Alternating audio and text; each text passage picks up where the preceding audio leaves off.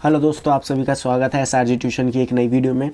इस वीडियो में हम बात करेंगे मेल एसेसरी ग्लैंड टॉपिक की, जो कि एक इम्पॉर्टेंट टॉपिक है ह्यूमन रिप्रोडक्शन चैप्टर का।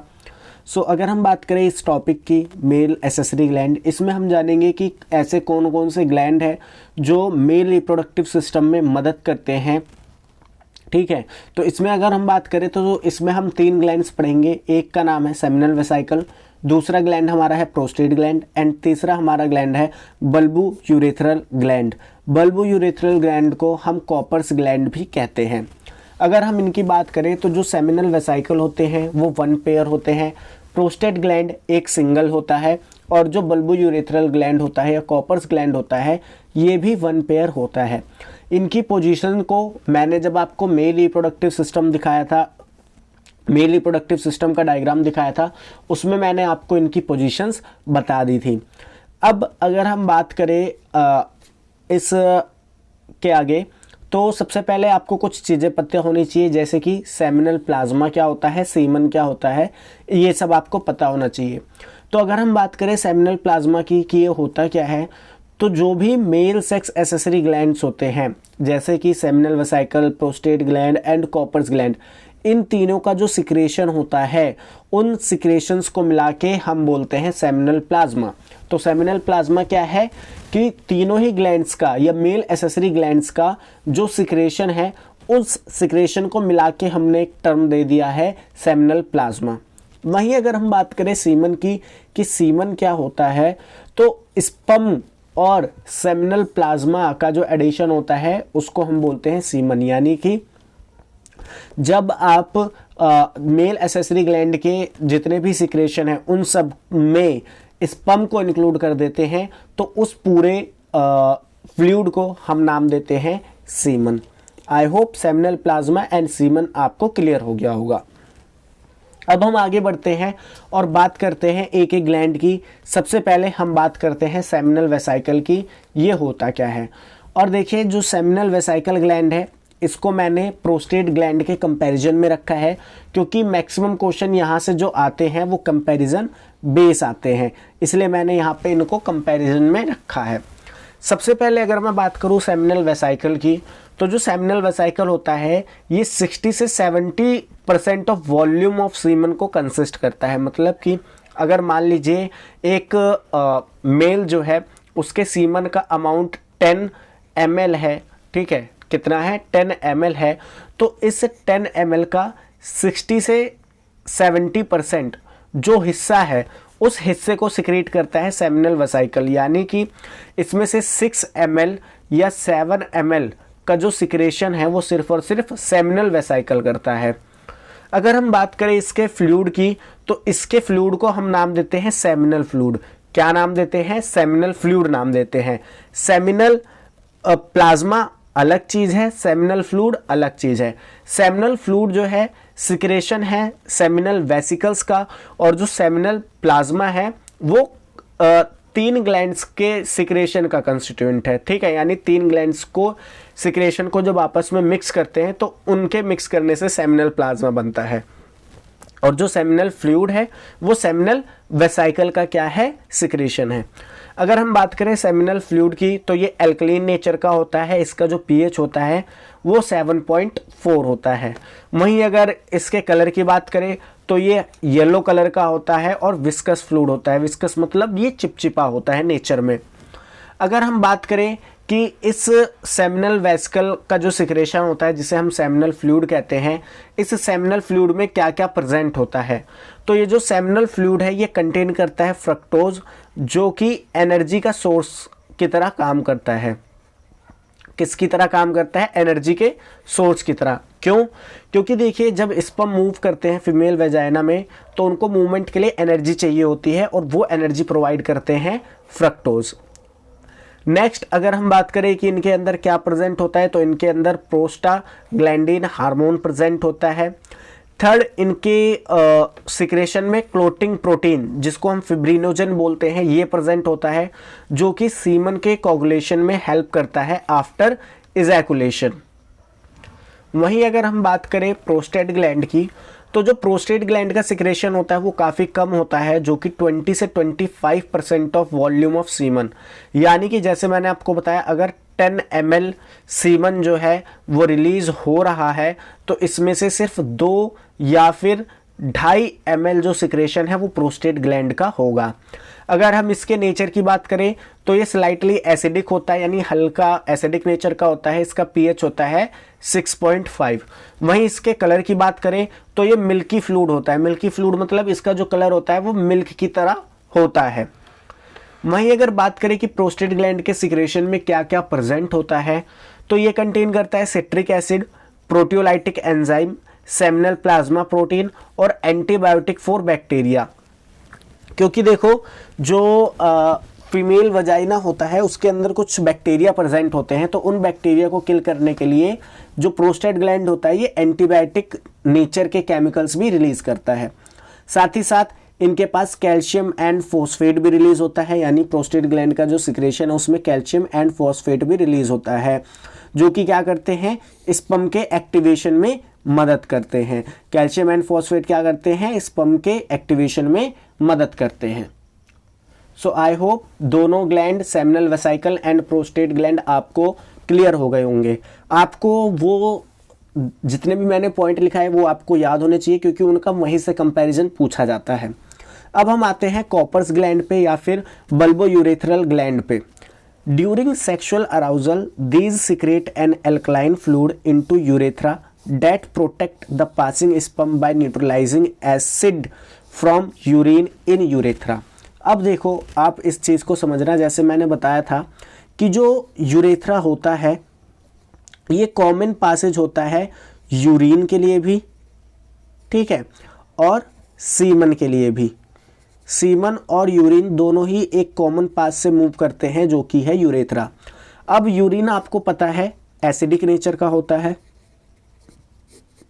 यूरिन कैसा होता है एसिडिक नेचर का होता है, और जो सीमन होता है ये बहुत अल्कलाइन, मतलब स्लाइटली अल्कलाइन होता है, एकदम हल्का अल्कलाइन होता है। इसका पीएच 7.2 से 7.7 के आसपास होता है।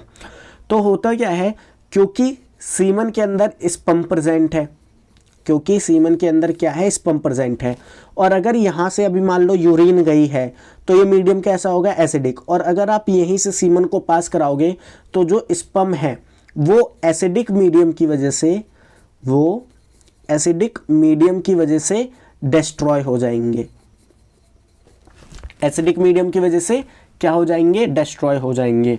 तो यहाँ पे कॉपर्स ग्लैंड या बल्बोयूरेथ्रल ग्लैंड का फंक्शन ये आता है कि वो क्या करता है, जब ड्यूरिंग सेक्सुअल अराउजल, मतलब कि जब सेक्सुअल इंटरकोर्स हो रहा होता है, ठीक है, तो उस टाइम पे होता क्या है कि बल्बोयूरेथ्रल ग्लैंड एक अल्कलाइन नेचर का फ्लूइड रिलीज करता है। अल्कलाइन नेचर मतलब बेसिक नेचर का फ्लूइड रिलीज करता है यूरेथ्रा में, और ये बेसिक फ्लूइड क्या करता है न्यूट्रलाइज कर देता है किसको यूरेथ्रा को, जिसकी वजह से स्पर्म जो है बिना डिस्ट्रॉय हुए पास कर जाता है, बिना किसी तकलीफ के, या कह सकते हो बिना डिस्ट्रॉय हुए। Also secrete mucus that lubricate the end of penis.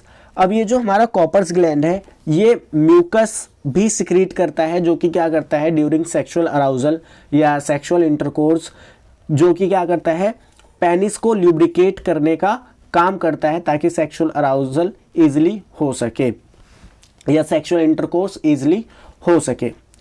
अब हम आ जाते हैं थोड़ा आगे, मतलब हमने तीनों ग्लैंड्स के बारे में पढ़ लिया। अब हम थोड़ा सीमन के बारे में भी और जानकारी ले लेते हैं। जैसे मैंने बताया सीमन जो है वो स्पर्म और सेमिनल प्लाज्मा के मिलने से बनता है, और सेमिनल प्लाज्मा क्या है, तीनों ग्लैंड्स के सिक्रेशन को मिला के हम सेमिनल प्लाज्मा बोलते हैं। अगर मैं बात करूँ सीमन की तो ये स्लाइटली अल्कलीन यानी कि बेसिक नेचर का होता है, हल्का हल्का, और इसका जो पीएच होता है 7.2 से 7.7 के आसपास होता है। अगर हम बात करें वॉल्यूम ऑफ सीमन की तो ड्यूरिंग या पर इजैकुलेशन, एक बार जब इजैकुलेशन होता है तो उसमें जो वॉल्यूम ऑफ सीमन होता है वो 2.5 से लेके 5 ml तक हो सकता है। अब ये जो सीमन का वॉल्यूम है 2.5 से लेके 5 ml तक, इस वॉल्यूम ऑफ सीमन में 200 से 300 मिलियन स्पर्म प्रेजेंट होते हैं। कितने स्पर्म प्रेजेंट होते हैं? 200 से 300 मिलियन स्पर्म जो है प्रेजेंट होते हैं। अब यहाँ पे आपको फर्टिलिटी की एक कंडीशन दी गई है जो कि बहुत ज़्यादा इंपॉर्टेंट है, बहुत बार एग्जामिनेशन में पूछा जाता है। यहाँ पे कहा गया है for normal fertility at least 60% sperm must have normal size and shape. मतलब कि अभी आप ये नंबर भूल जाओ, ये नंबर क्यों, क्योंकि मैं अब आपको एग्जांपल दे रहा हूँ एक छोटे से नंबर से जिससे आपको आइडिया लग जाए। मान लो कि आपके सीमन में 100 स्पर्म प्रेजेंट है, 100 स्पर्म प्रेजेंट है। अब यहाँ पे कहा गया है कि नॉर्मल फर्टिलिटी के लिए 60% स्पर्म का जो शेप होना चाहिए और जो साइज होना चाहिए वो नॉर्मल होना चाहिए। मतलब कि नॉर्मल फर्टिलिटी के लिए 100 में से 60 स्पर्म जो होंगे उनका जो शेप एंड साइज होना चाहिए वो नॉर्मल होना चाहिए। Out of these 60% at least 40% of them must show vigorous motility. मतलब कि अब ये जो 60% स्पर्म है, ये जो 60% स्पर्म है इनका आप 40% कर दो, इनका आप 40% कर दो, जो कि कितना हो जाएगा, अगर आप करोगे 30 24 हो जाएगा।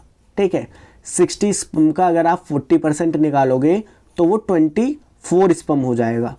तो यहाँ पे ये कह रहा है कि ये जो 60% स्पर्म जिनका नॉर्मल साइज एंड शेप है इनमें से एटलीस्ट यानी कि कम से कम 40% ऐसे होने चाहिए जो कि वाइग्रस मोटेलिटी शो करे। वाइग्रस मोटेलिटी शो करने का मतलब क्या है, वो बहुत तेजी से मूव करे अगर फर्टिलिटी शो करनी है तो यहाँ पे आप ये कह सकते हो कि मैंने यहाँ पे 100 स्पर्म का एग्जांपल लिया था, तो 100 में से 24 स्पर्म ऐसे होने चाहिए जिनका नॉर्मल साइज एंड शेप होना चाहिए, साथ साथ वो 24 स्पर्म वाइग्रस मोटेलिटी भी शो करे।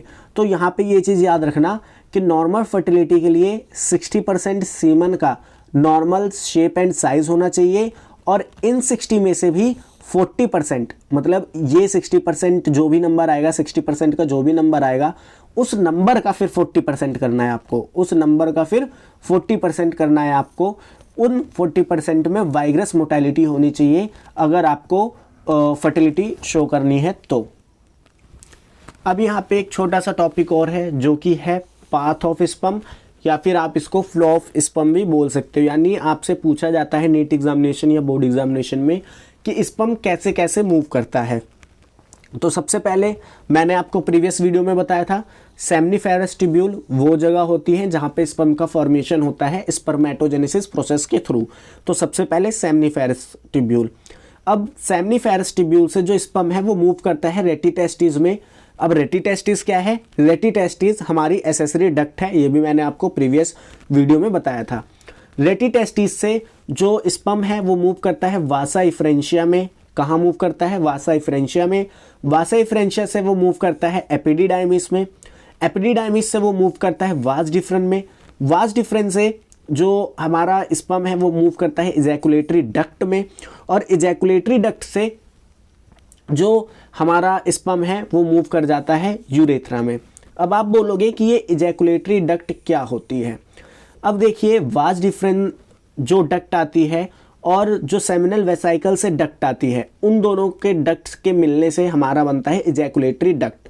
इसलिए यहाँ पे मैंने सीधा इजैकुलेटरी डक्ट लिख दिया है। तो एक बार और बता दूं इजैकुलेटरी डक्ट कैसे बनती है। ये जो वास डिफरेंट डक्ट होती है, इस डक्ट के और साथ ही साथ सेमनीफेरस ट्यूब्यूल जो कि हमारा एक एसेसरी ग्लैंड है, सेमनीफेरस ट्यूब्यूल बोल रहा हूँ, sorry, seminal vesicle. Seminal vesicle जो हमारा ग्लैंड है उससे जो डक्ट आती है और वास डिफरेंस जो हमारी डक्ट होती है, इन दोनों डक्ट के मिलने से इजैकुलेटरी डक्ट बनता है। तो पाथ में आपको इजैकुलेटरी डक्ट दिखेगा और इजैकुलेटरी डक्ट जाके ओपन होती है यूरेथ्रा में, जिसके थ्रू स्पर्म मूव करता है। और मैंने आपको बता दिया कि जो यूरेथ्रा है ये कॉमन पैसेज है यूरिन के लिए भी और स्पर्म के लिए भी। सो आई होप आज की वीडियो में जो हमारे टॉपिक थे एसेसरी ग्लैंड वो आपको समझ में आए होंगे और आपको स्पर्म का पाथ भी समझ में आया होगा। तो अब हम मिलते हैं नेक्स्ट वीडियो में जिसमें हम फीमेल रिप्रोडक्टिव सिस्टम के बारे में पढ़ेंगे।